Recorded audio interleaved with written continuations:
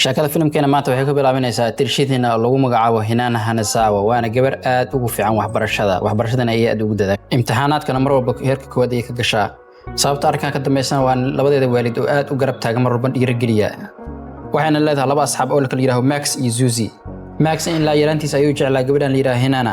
laakiin ayada kan war qabta arrinkaasi Hinana waxay leeyihiin waalidiinteeda maqaaxi waxayna aad ugu dadaalaan kastamka mar walba inay qanciyaan taasoo Hinana ku kalifaysa inay mar walba walaashadii ka yar ka taxadirto inay ayada xanaaneyso gabadha yiriistan waxay aad u xiisaysaa sheekooyinka iyo filmaanta jacaylka habeenkii waxa arkaynaa Hinana oo walaashadii geesta ugu sheekeynayso sheekada Cinderella si ay u hurdisiiso laakiin gabadha sheekada kuma socoto ee waxay fiirsanaysaa daraamada TV-ga saaran kadibna hal mar ayay gabartii yareed la soo boodaysaa abay atooraha wuxuu ogyahay wiilka mar walba ku riyooto inaan mustaqbalka la wadaagto isla markaas ayaa waxaan arkaynaa Hinana inuu wajigeeda isbedelay kadibna ay farxad la dhowl cadeynayso aragtida wiilkani waxaan halkan ka ogaanaynaa wiilkan inay aad u jecleed wiilka magaciisana waxa la keenay Yose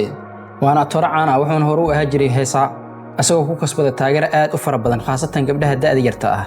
Hinana mar walba way ku riyootaa wiilkan inay jacayl la samayso laakiin asxaabteeda way ka qarisaa inay Yose halkaraash ku tahay khaasatan Max iyo Suzy marka laga soo tago dadaalka ay ku bixiso waxbarashadeeda Yose filmaantiisa iyo heesihiisana midna ma dhaafaan oo aad bay u dadaashaa inay ka warhayso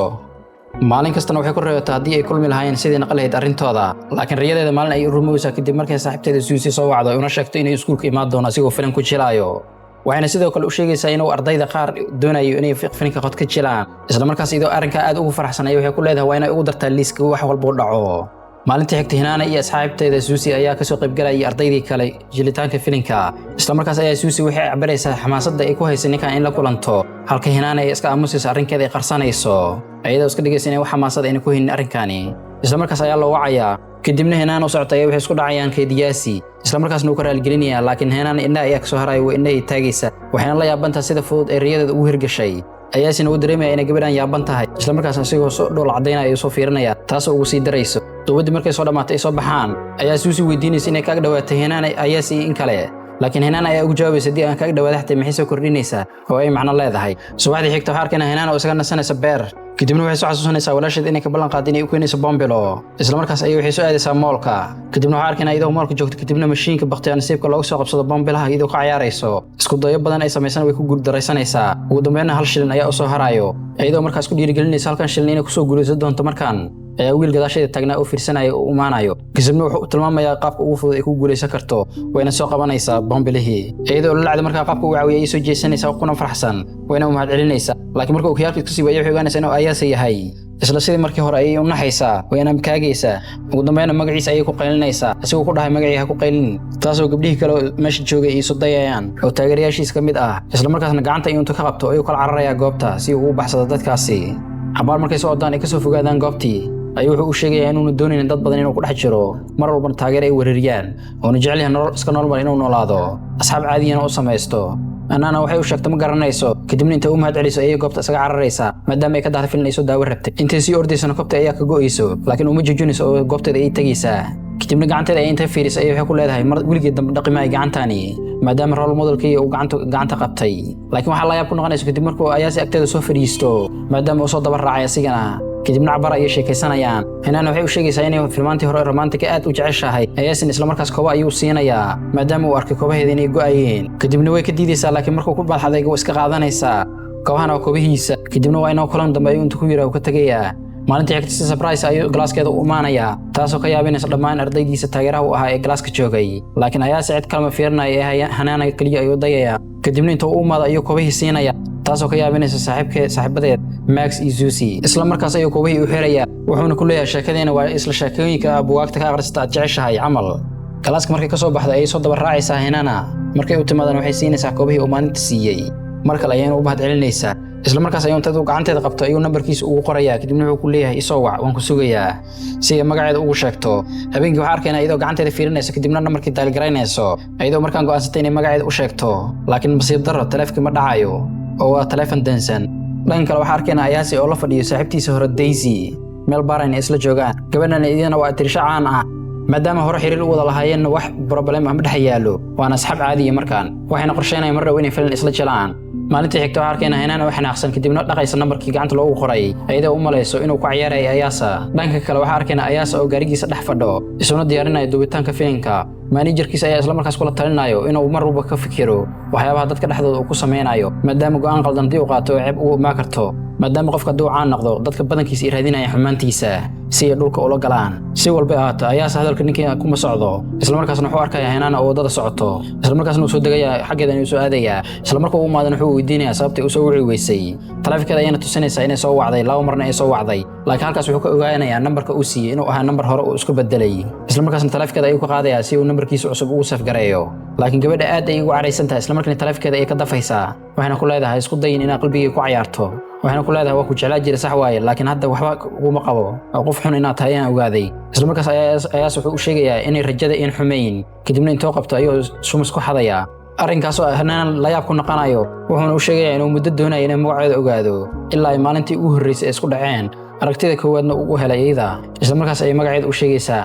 maalintii xigtay waxa arkaynaa Hanaana soo libisatay maadaama ayaas ay date ku balansanaayeen kadibna uu imaanaya gariga ayaan soo raacaysa waxayna weydiinaysaa meesha ay aadayaan wuxuuna ku leeyahay sug adiga arki doona meeshaan ku geynayo Hanaana markaa waxay la kaagaysaa gurigii oo keenay maadaama ay weligeed arkin gurigaan u weyn saan u habaysan halka ayaasi weligiis oo gabar gurigiisa keenin waana markiisa ugu reysay kadibna sheeko yar ayaa dhaxmarayso halkaas ayaan reesh ku cunayaan waxayna isla daawanayaan filimkaanta ay jecleed gabadhaani ayaasna Hanaana garabkeeda ay ku jiifanaya cabaar kadib ayaa goobta waxa soo gaaraya managerkiisa isla markaas managerkii oo yaaban ayaa wuxuu weydiinayay gabadhan waxay tahay ayaasna wuxuu ku leeyahay gabadhan waa saaxiibtay halka Hanaana madaxa ay luuxayso idoo ku dhahays been waay managerka sheekadiisa ayuu halkan ka sii wadanaya wuxuu ku leeyahay soo kuma sheegay mar walba inaad taxadirto gabadhan sheekadeena halkan ku xir ayuu ku leeyahay asaga ugu digaya gabdhaha taageerihiisa ay haday ogaadaan inuu gabadhan la socdo inay aad ugu caroonayaan dhanka shacabkana dhibaato u imaanayso laakiin ayaas waxa soo dham u muuqdaan wuxuu ku leeyahay gabadhan aad baan u jeclahay waana ka helay waana farxadeydii burburima ay leedahay ayuu ku leeyahay subaxdii xigtay Hanaana message ay soo dhacay oo soo diray ayaasa kadibna wuxuu ku leeyahay laba maalin isba arki doono mana kula soo warramay maadaama aan mashquul ku noqon doono filman aan jilayo arrinkan murug ay ka dareemaysaa maadaama ay doonaysay wiilkan in la socoto maalmihii xiga iskuulka fasax ahaa Hanaana waxay caawinaysaa saaxiibkeeda Maxi iyo waalidkiisa waxayna ku caawisaa dukaanka ay ku gadaan fiyoraha halkaas ayuuna Maxi markaan uu sheegaya jaceelkiisa laakiin Hanaana dhab uma qaadanayso oo waxay u malaysaa inuu la ciyaarayo isla markaas ayaa Maxi la soo wacaya dalab oo dhar ah oo fiyooro loo geenay company filmaanta jiro Hanaana ayaana qaadaysa delivery Hanaana markay geysana waxay ogaanaysaa isla meesha uu ayaasi joogo inay tahay filimka company duubayna ayaasi u duubayeen waxayna halkaas ku arkaysaa asigoo ayaasi uu shuminayo Daisy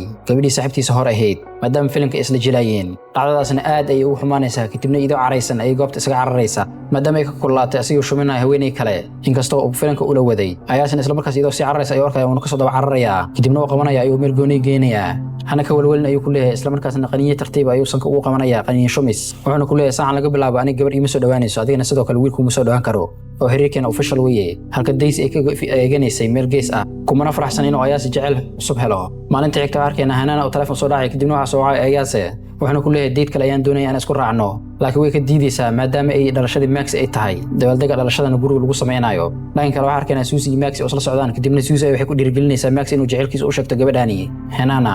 Maxi arrinka uu kala walsan yahay maadaama markii uu dambeysay oo gabadhan u sheegtay ay iska dhintartay familkii asxaabtiina oo isku imaanayaan si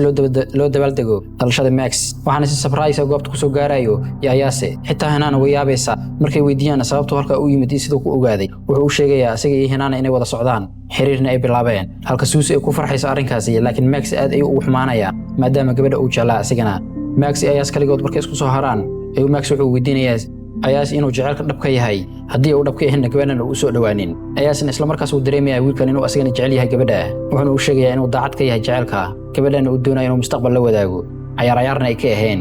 laakiin waxa ka dareemayna inuu Max dheedheer ku quusanaynin maalintii xigtay Hanaana waxay imaanaysaa gurigii ayaase kadibna waxay arkaysaa asigoo ka soo baxay qubays oo aan fanaanad gashnayn kadibna inaha ay qabsanaysaa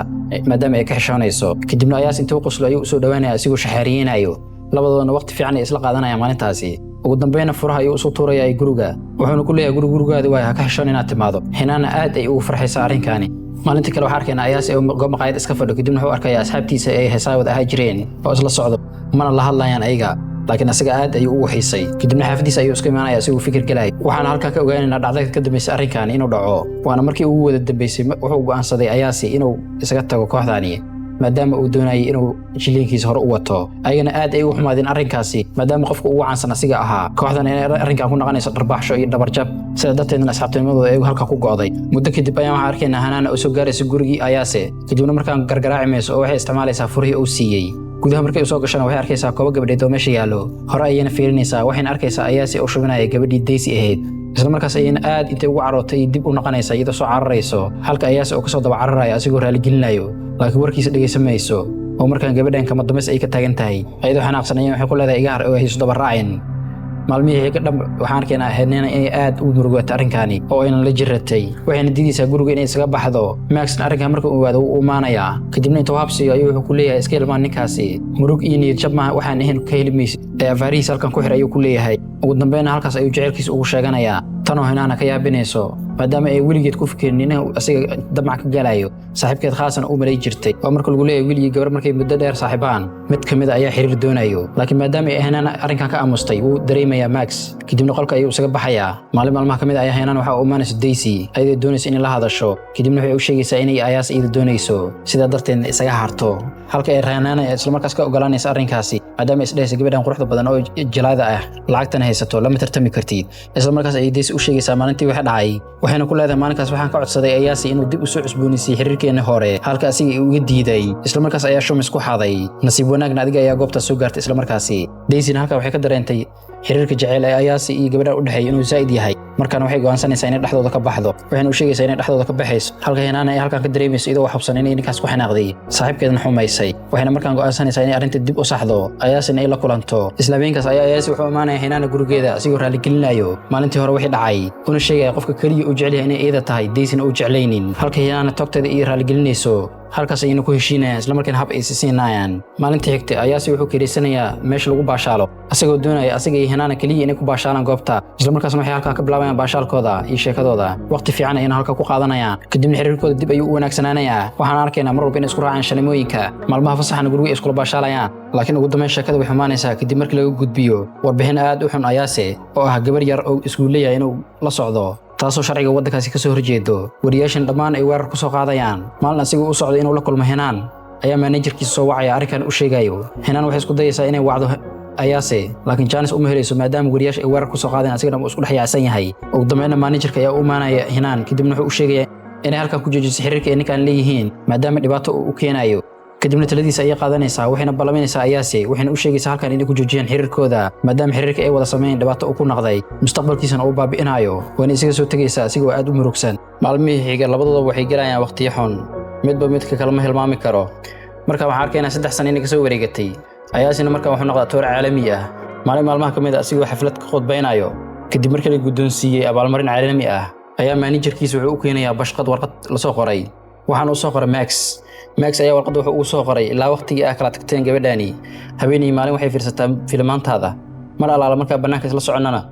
sawirrada boodyada iyo darbiyada ku dhigan ayay fiirsataa si aan caadihin ayay gabadhan kugu haystay marka waxaan ka codsanayaa inaan gabadhan dib ugu soo laabato iyo kula soo qorayaa waxaan u soo raacsiinayaa tigid gabadhan ay filan ay soo daabar rabto